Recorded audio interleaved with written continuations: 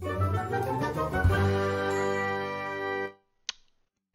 guys, it's Badger here. Today we have another lightsaber review. I'm gonna make this one short again and not unbox it since we are still on our smartphone camera and not our real setup.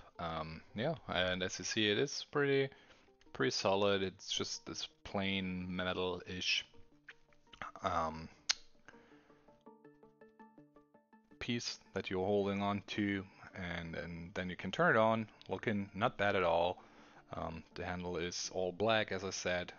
Feels decent though. Everything is all in place.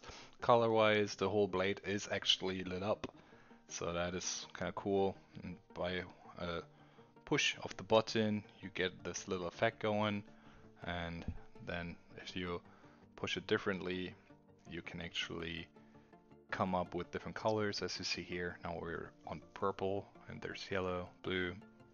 Should be up probably green as well. Let's see if we can get to green.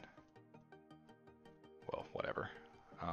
Yeah, and that's one of the cheaper ones that we have on this channel. You can see it's reacting on an impact, and it is decent, not bad at all. So yeah, I think I call this a day. I will see you around, and my name is Badger. Take care, and until next time, bye bye.